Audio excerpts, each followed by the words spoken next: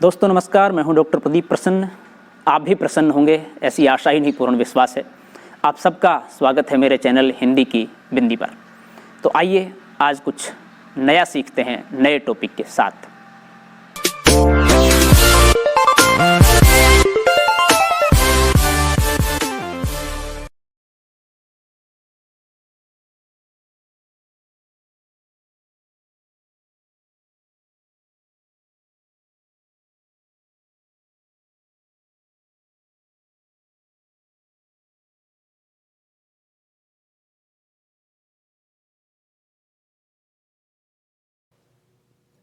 विद्यार्थियों, आज की वीडियो हम बना रहे हैं हिंदी साहित्य के महत्वपूर्ण प्रश्नोत्तर भक्तिकाल। भक्तिकाल के प्रश्नोत्तर हम पूर्व में बना चुके हैं, लेकिन ये वीडियो कुछ और महत्वपूर्ण प्रश्नोत्तरों को कवर करेगी। तो आइए शुरू करते हैं आज की वीडियो। यदि आप हमारी अन्य वीडियो देखना चाहते हैं तो प्ले लिस्ट में जा कर के वीडियो देख सकते हैं। आप देख रहे हैं हिंदी की बिंदी चैनल। पहला प्रश्न है, यानी कि अगला प्रश्न है, भक्ति काल की सभी प्रमुख काव्य धाराओं का परिचय दीजिए। उत्तर है, भक्ति काल में हिंदी कविता दो धाराओं में प्रवाहित हुई, निर्गुण भक्ति धारा और सगुण भक्ति धारा। निर्गुणवादियों में भी जिन्होंने ज्ञान को अपनाया वे ज्ञान मार्गी और जिन्होंने प्रेम को अपनाया वे प्रेम मार्गी कहलाए। सगुणवादी जिन कवियों ने भगवान के दुष्ट दलनकारी लोक रक्षक रूप को सामने रखा वे राम भक्ति शाखा से संबद्ध माने गए, और जिन्होंने भगवान के लोक रंजक रूप को सामने रखा वे कृष्ण भक्ति शाखा के कवि कहलाए। अगला प्रश्न है, भक्ति काल के विभिन्न धाराओं के नाम बताइए या निर्गुण भक्ति की दो शाखाओं के नाम लिखिए। तो उत्तर है, भक्ति काल में दो प्रकार की काव्य रचना हुई, निर्गुण मार्गीय तथा सगुण मार्गीय। निर्गुण काव्य की दो धाराएं हैं, ज्ञानाश्रयी काव्य धारा तथा प्रेमाश्रयी काव्य धारा। सगुण काव्य की भी दो धाराएं हैं, कृष्ण भक्ति काव्य धारा और राम भक्ति काव्य धारा।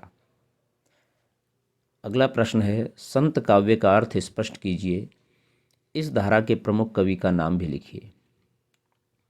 उत्तर है, संत काव्य से आश्रय निर्गुण ज्ञानाश्रयी शाखा से है। ये भक्त निर्गुण निराकार की उपासना करते हैं और ज्ञान को उसकी प्राप्ति का साधन मानते हैं। इस धारा के प्रमुख कवि हैं कबीर, रैदास, नानक, दादू, मलूकदास आदि। अगला प्रश्न है, भक्ति काल की निर्गुण तथा सगुण भक्ति धारा का परिचय दीजिए या भक्ति काल की एक प्रमुख काव्य धारा का परिचय लिखिए। उत्तर है, जिस धारा में भगवान के निर्गुण निराकार रूप की आराधना पर बल दिया गया वह निर्गुण धारा कहलाई, और जिसमें सगुण साकार रूप की आराधना पर बल दिया गया वह सगुण धारा कहलाई। निर्गुणवादियों में जिन्होंने भगवत प्राप्ति के साधन रूप में ज्ञान को अपनाया वे ज्ञान मार्गी, और जिन्होंने प्रेम को अपनाया वे प्रेम मार्गी कहलाए। ज्ञान मार्गी शाखा के सबसे प्रमुख कवि कबीर और प्रेम मार्गी सूफी शाखा के प्रमुख कवि मलिक मोहम्मद जायसी हुए। प्रश्न नंबर 34 है, भक्ति काल की प्रमुख विशेषताओं प्रवृत्तियों का उल्लेख कीजिए या ज्ञान आश्रयी भक्ति शाखा की प्रमुख विशेषताएं लिखिए या भक्ति काल की किन्हीं दो प्रमुख विशेषताओं के नाम लिखिए। उत्तर है, सद्गुरु का महत्व सर्वाधिक, सत्संग पर भी बल, निर्गुण की उपासना एवं अवतारवाद का खंडन, भगवान के नाम स्मरण तथा भजन पर बल, धर्म के क्षेत्र में रूढ़िवाद, बाह्याचार एवं आडंबर का विरोध तथा सामाजिक क्षेत्र में विषमता, ऊंच नीच एवं छुआछूत का खंडन। आंतरिक शुद्धि एवं प्रेम साधना पर बल, ईश्वर की एकता पर बल अर्थात राम रहीम अभिन्न है। प्रश्न नंबर 35 है, ज्ञानाश्रयी शाखा के किसी एक कवि द्वारा रचित दो ग्रंथों के नाम लिखिए। तो उत्तर है, कबीर रचित ग्रंथ बीजक और साखी। प्रश्न नंबर 36 है, प्रेमाश्रयी भक्ति शाखा की प्रमुख प्रवृत्तियां विशेषताएं लिखिए या निर्गुण पंथ की प्रेमाश्रयी शाखा की प्रमुख विशेषताएं लिखिए या निर्गुण भक्ति की प्रेमाश्रयी शाखा का संक्षिप्त में परिचय दीजिए। उत्तर है, मुसलमान होकर भी हिंदू प्रेम गाथाओं का वर्णन जिनमें हिंदू संस्कृति का चित्रण मिलता है, सूफी सिद्धांतों का निरूपण, रहस्यवाद की चरम अभिव्यक्ति, लौकिक वर्णनों के माध्यम से अलौकिकता की व्यंजना, मसनवी शैली का प्रयोग, पूर्वी अवधि भाषा था दोहा चौपाई छंदों का प्रयोग। प्रश्न नंबर 37 है, प्रेमाश्रय शाखा की किन्हीं दो रचनाओं के नाम लिखिए।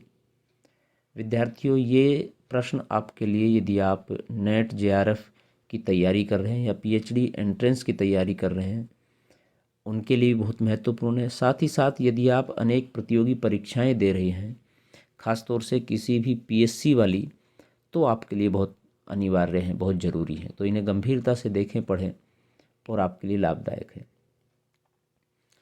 तो प्रेमाश्रय शाखा की किन्हीं दो रचनाओं के नाम हैं पद्मावत तथा मृगावती। प्रश्न नंबर 38 है, कृष्ण काव्य धारा की प्रमुख विशेषताएं बताइए। उत्तर है श्रीमद् भागवत का आधार लेकर कृष्णलीला गान, और सख्य वात्सल्य माधुर्य भाव की उपासना एवं लोक पक्ष की उपेक्षा, और काव्य में श्रृंगार एवं वात्सल्य रसों की प्रधानता। मूल आधार कृष्ण के बाल और किशोर रूप का लीला वर्णन। ब्रज भाषा में मुक्तक काव्य शैली की प्रधानता, जिसमें अद्भुत संगीतात्मकता का गुण विद्यमान है। प्रश्न नंबर 39 है, कृष्ण भक्ति काव्य में वर्णित प्रमुख रसों का नामोल्लेख करते हुए उस रचना का नाम भी बताइए जिसमें उन सभी रसों का सर्वश्रेष्ठ चित्रण हुआ है। उत्तर है कृष्ण भक्ति काव्य में श्रृंगार रस का सांगोपांग एवं वात्सल्य और भक्ति रसों का प्रयोग प्रमुखता से हुआ है। सूरदास के सूर सागर में इन सभी रसों का सर्वश्रेष्ठ चित्रण है। प्रश्न नंबर 40 है, कृष्ण काव्य धारा के दो प्रमुख कवियों के नाम बताइए, या अष्टछाप के किन्हीं दो कवियों का नाम लिखिए, या वल्लभाचार्य के किन्हीं दो शिष्यों के नाम लिखिए। उत्तर है अष्टछाप के कवि ही कृष्ण काव्य धारा के प्रमुख कवि रहे हैं। महाप्रभु वल्लभाचार्य जी के 4 शिष्य एवं अपने 4 शिष्यों को मिलाकर महाप्रभु के सुपुत्र गोसाई विट्ठलनाथ जी ने अष्टछाप की स्थापना की, जिसके 8 कवि थे, सूरदास, कुंभनदास, परमानंदास, कृष्णदास, छीत स्वामी, गोविंददास, चतुर्भुजदास, नंददास। इनके अतिरिक्त अन्य प्रमुख कवि हैं मीरा, रसखान, हित हरिवंश और नरोत्तम दास। प्रश्न नंबर 41 है, राम काव्य धारा की प्रमुख विशेषताएं बताइए। उत्तर है लोक संग्रह यानी कि लोकहित की भावना के कारण मर्यादा की प्रबल भावना, राम का परब्रह्मत्व, दास्य भाव की उपासना, समन्वय की विराट चेष्टा, स्वांतः सुखाय काव्य रचना, अवधि और ब्रज दोनों भाषाओं, प्रबंध और मुक्तक दोनों काव्य शैलियों एवं विविध छंदों का प्रयोग। रामाश्रय शाखा के दो प्रमुख कवियों का नाम दीजिए, या राम को नायक मानकर रचना करने वाले दो कवियों के नाम लिखिए। तो उत्तर है गोस्वामी तुलसीदास और आचार्य केशवदास रामाश्रय शाखा के प्रमुख कवि हैं। इन दोनों ने राम को नायक मानकर अपने काव्यों की रचना की है। प्रश्न नंबर 43 है, भक्तिकालीन काव्य को किन्हीं हिंदी कविता का स्वर्ण युग क्यों कहा जाता है, स्पष्ट कीजिए। उत्तर है भावों की उदात्तता, महती प्रेरकता, अनुभूति प्रवणता, लोकहित का मुखरित स्वर, भारतीय संस्कृति का मूर्तिमान रूप, समन्वय की विराट चेष्टा था, कला पक्ष की समृद्धि इस काल की ऐसी विशेषताएं हैं जो किसी अन्य काल के काव्य में इतनी उच्च कोटि की नहीं मिलती। इसीलिए भक्ति काल को हिंदी काव्य का स्वर्ण युग कहा जाता है। प्रश्न नंबर 44 है, निम्नलिखित वाक्यों में से भक्ति काल की दो सही प्रवृत्तियों को लिखिए। श्रृंगार रस की प्रधानता, स्वांतः सुखाई की भावना, राज प्रशस्ति की अभिव्यक्ति, भाव पक्ष एवं कला पक्ष का समन्वय। उत्तर है ख और घ, स्वांतः सुखाई की भावना था, भाव पक्ष एवं कला पक्ष का समन्वय। 45वां प्रश्न है, भक्ति काव्य की दो प्रमुख शाखाओं के नाम लिखिए। तो उत्तर है निर्गुण भक्ति शाखा और सगुण भक्ति शाखा। अगला प्रश्न है, भक्ति काल के 4 प्रमुख कवियों के नाम लिखिए। उत्तर है कबीरदास, मलिक मोहम्मद जायसी, सूरदास और तुलसीदास। अगला प्रश्न है, भक्तिकालीन विभिन्न काव्य धाराओं में किस धारा का काव्य सर्वश्रेष्ठ है और उसका सर्वश्रेष्ठ कवि कौन है। सर्वश्रेष्ठ काव्य धारा रामश्री काव्य धारा है और सर्वश्रेष्ठ कवि गोस्वामी तुलसीदास है। हालांकि ये कोई पैमाना नहीं है, लेकिन फिर भी रामाश्री काव्य धारा का सर्वश्रेष्ठ कवि कहा जा सकता है। लेकिन प्रेमाश्रयी काव्यधारा की बात अलग है। भक्ति काल की 4 प्रमुख काव्य कृतियों के नाम लिखिए। बीजक, पद्मावत, सूरसागर तथा श्री रामचरितमानस। प्रश्न नंबर 49 है, तुलसीदास एवं कबीरदास किस भक्ति धारा के कवि हैं? उत्तर है तुलसीदास भक्ति काल की सगुण भक्ति धारा की राम भक्ति शाखा के कवि हैं तथा कबीरदास भक्ति काल की निर्गुण भक्ति धारा के ज्ञान मार्गी शाखा के कवि हैं। प्रश्न है 50वां, निर्गुण काव्य धारा की कोई एक प्रमुख विशेषता बताइए और उसके प्रमुख कवि का नाम उल्लेख कीजिए। या निर्गुण भक्ति काव्य धारा के 2 कवियों के नाम बताइए। उत्तर है निर्गुण काव्य में परम ब्रह्म के निराकार स्वरूप की उपासना हुई तथा ज्ञान एवं प्रेम तत्व की प्रधानता रही। कबीर एवं मलिक मोहम्मद जायसी इस काव्य धारा के प्रमुख कवि हैं। प्रश्न नंबर 51वां है, संत काव्य धारा के 4 प्रमुख कवियों के नाम लिखिए। उत्तर है कबीरदास, रैदास, दादू तथा नानक। प्रश्न नंबर 52 है, प्रेम मार्गी निर्गुण सूफी काव्य धारा के प्रमुख कवि का नाम तथा उनकी प्रमुख रचनाओं का नाम उल्लेख कीजिए। उत्तर है कवि मलिक मोहम्मद जायसी, रचना पद्मावत महाकाव्य। अगला प्रश्न है, सूफी काव्य धारा की कुछ प्रमुख कृतियों के नाम लिखिए या सूफी काव्य के 2 कवियों के नाम लिखिए। उत्तर है पद्मावत, मृगावती, कुतुबन, मधुमालती, मंझन, चित्रावली, उस्मान आदि।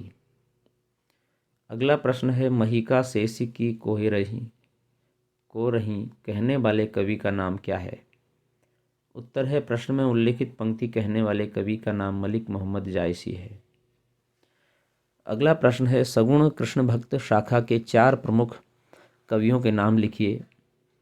उत्तर है सूरदास, मीरा, रसखान, कुंभनदास, गोविंददास, नरोत्तम दास एवं परमानंद दास। अगला प्रश्न है, कृष्णाश्रयी शाखा के 2 प्रमुख कवियों के नाम तथा उनकी एक एक कृति का नाम उल्लेख कीजिए। या महाकवि सूरदास की 2 रचनाओं के नाम लिखिए या कृष्ण को नायक मानकर रचना करने वाले 2 प्रमुख कवियों के नाम लिखिए। उत्तर है सूरदास, सूरसागर व साहित्य लहरी तथा मीराबाई, नरसिंह जी का मायरा। प्रश्न नंबर 57 है, निम्नलिखित में से कौन सी 2 रचनाएं भक्ति काल की नहीं हैं? उत्तर है सूरसागर, बिहारी सतसई, बीजक या आंसू।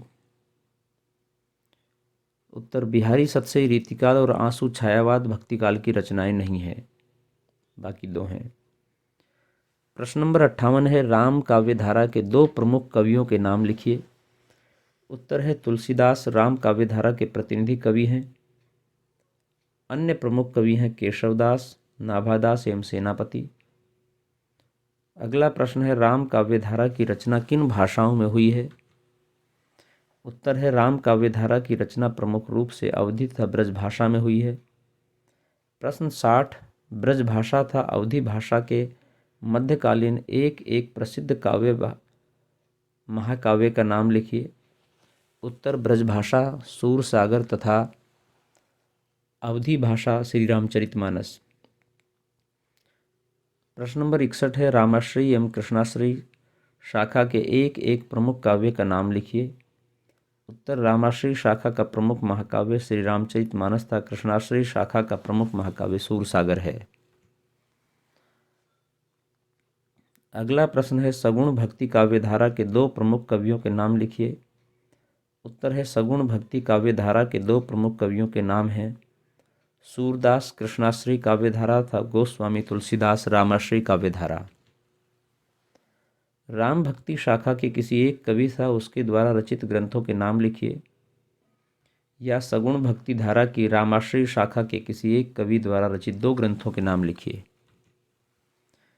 या गोस्वामी तुलसीदास द्वारा रचित 2 ग्रंथों के नाम लिखिए। या गीतावली और दोहावली भक्ति काल के किस कवि की रचनाएं हैं? उत्तर है तुलसीदास जी के 4 ग्रंथों के नाम हैं श्री रामचरितमानस, विनय पत्रिका, कवितावली, गीतावली, दोहावली, भैरवी रामायण आदि। अगला प्रश्न है, भक्ति काल की प्रेमाश्रयी शाखा के एक कवि और उनकी एक रचना का नाम लिखिए। या निर्गुण भक्ति शाखा की 2 प्रमुख रचनाओं का उल्लेख कीजिए। या मलिक मोहम्मद जायसी प्रणीत 2 ग्रंथों के नाम लिखिए। उत्तर है कवि मलिक मोहम्मद जायसी और उनकी रचनाओं का नाम है पद्मावत और अखरावट। भक्ति काल की 3 सामान्य प्रवृत्तियों का उल्लेख कीजिए। जीव की नश्वरता का समान रूप से वर्णन है। प्रभु के नाम स्मरण तथा गुरु की महत्ता का वर्णन सभी कवियों ने किया है। कवियों के नामोल्लेख की प्रवृत्ति रही है। हिंदी साहित्य के विकास में भक्ति काल के योगदान का उल्लेख कीजिए। उत्तर है भक्ति कवियों ने हृदय सागर का मंथन कर मनोरम भावों का नवनीत प्रदान किया है। भाव, भाषा और शैली की समृद्धि के कारण ही भक्ति काल को हिंदी साहित्य का स्वर्ण युग कहा जाता है। अगला प्रश्न है तुलसीदास के रचना काल का युग बताते हुए उनके द्वारा विरचित 2 प्रसिद्ध काव्य कृतियों के नाम लिखिए, जिनमें एक अवधि तथा दूसरी ब्रजभाषा की हो। या तुलसीदास किस काल के कवि हैं, उनकी एक प्रमुख रचना का नाम लिखिए। उत्तर है तुलसीदास का रचना काल पूर्व मध्यकाल यानी कि भक्ति काल में पड़ता है। इनकी कृतियां श्री रामचरितमानस अवधी भाषा तथा विनय पत्रिका ब्रजभाषा है। प्रश्न नंबर 68 है अवधी भाषा में लिखे गए 2 प्रमुख महाकाव्यों और उनके रचनाकारों का नाम लिखिए। उत्तर है अवधी भाषा में लिखे गए 2 प्रमुख महाकाव्यों के नाम है पद्मावत मलिक मोहम्मद जायसी तथा श्री रामचरितमानस गोस्वामी तुलसीदास। प्रश्न नंबर 69 है द्वैतवाद के प्रवर्तक का नाम लिखिए। तो उत्तर है द्वैतवाद के प्रवर्तक श्री मध्वाचार्य हैं। तो विद्यार्थियों, यहाँ पर वीडियो संपन्न होती है। ये लगभग 30-40 प्रश्न हमने भक्ति काल के रखे और इनका उत्तर बताने का प्रयास किया। इन प्रश्नों को आप पढ़ लें, समझ लें, अच्छे से देख लें।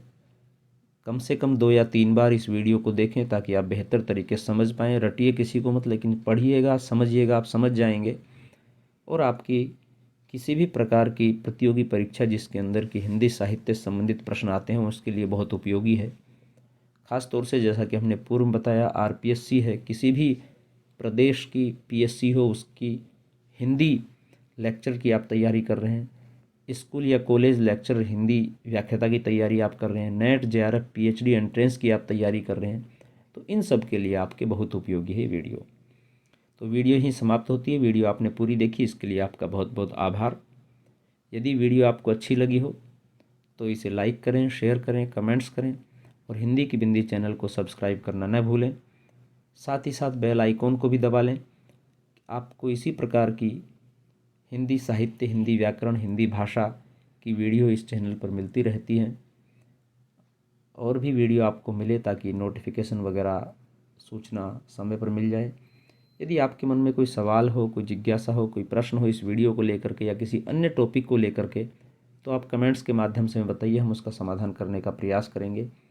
आज के लिए इतना ही। नेक्स्ट वीडियो में नेक्स्ट टॉपिक साथ फिर मिलते हैं। तब तक के लिए शुक्रिया, नमस्कार।